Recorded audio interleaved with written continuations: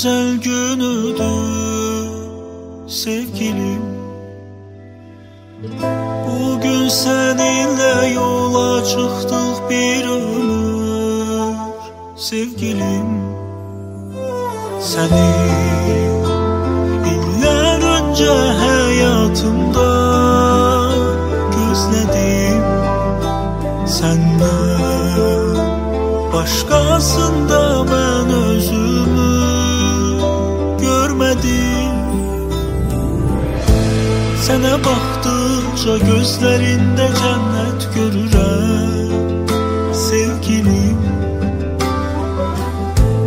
Bir ömür bitsə də sevgim sənə bitməz bilirəm sevgilim.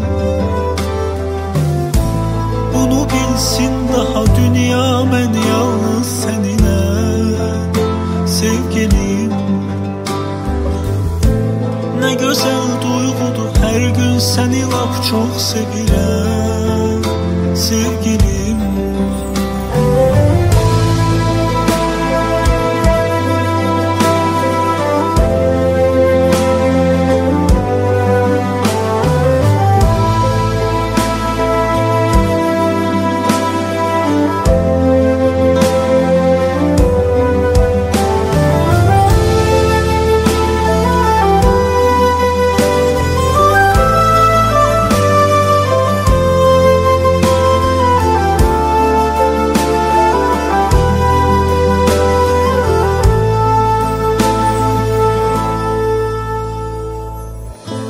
Sənə baxdıqca gözlərində cənnət görürəm sevgilim.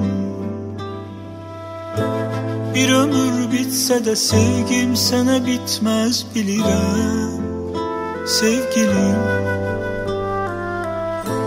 Bunu bilsin daha dünya, mən yalnız səninəm sevgilim.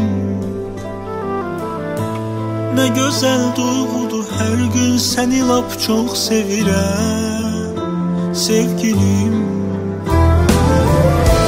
Sənə baxdıqca gözlərində cənnət görürəm sevgilim. Bir ömür bitsə də sevgim sənə bitməz bilirəm